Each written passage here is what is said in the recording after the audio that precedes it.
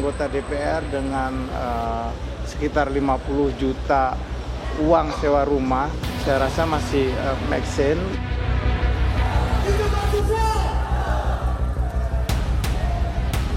Hari ini mereka digaji dengan tinggi, tapi kebijakan-kebijakan yang harusnya pro terhadap rakyat, dia tidak lakukan. Setelah bulan Oktober 2025, anggota DPR itu tidak akan mendapatkan tunjangan kontrak rumah lagi.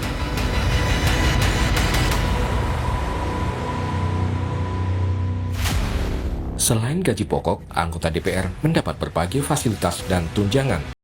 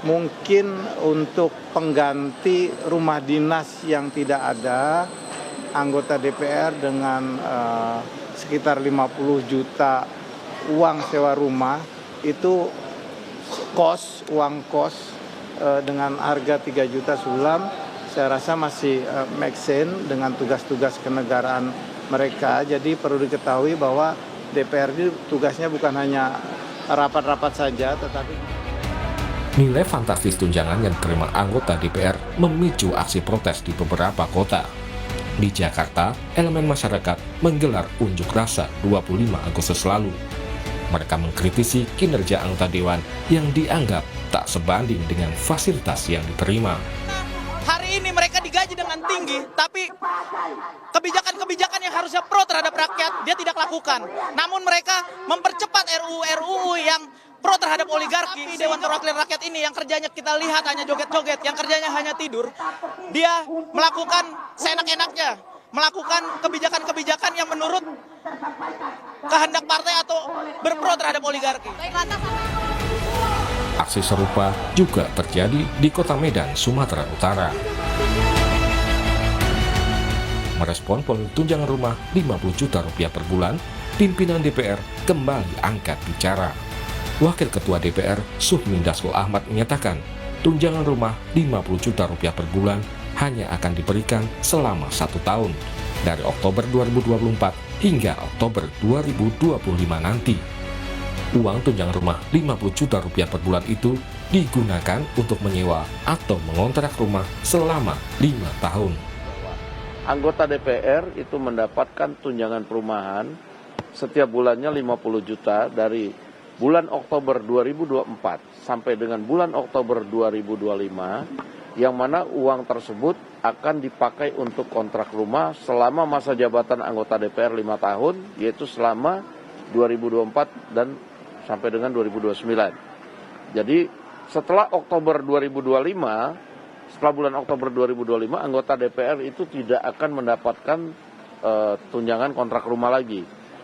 Nah, jadi itu diangsur dari Oktober 2024 sampai Oktober 2025. Jadi setahun setiap bulannya 50 juta yang akan dipakai untuk biaya kontrak selama 5 tahun.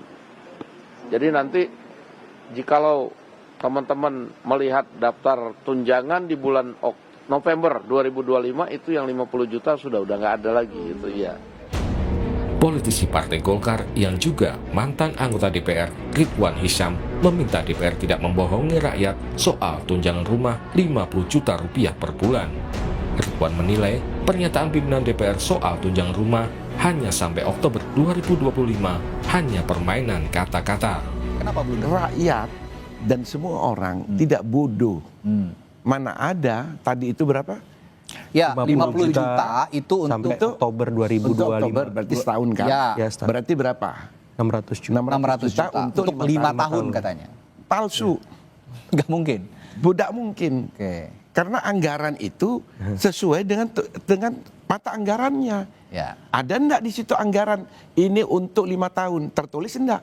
Oke. Enggak ada. Oke. Ini permasalahan Jadi lain. ini permainan kata-kata. Jadi tolonglah anggota DPR ini, janganlah membohongi rakyat. Oke.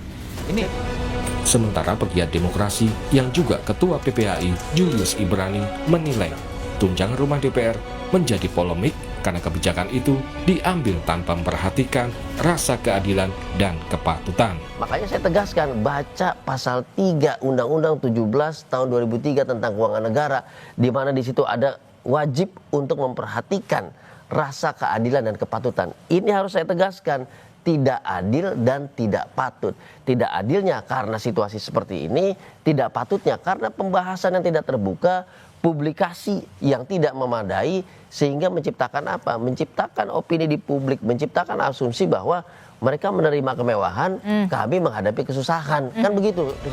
Kepada anggota DPR, suara rakyat dititipkan.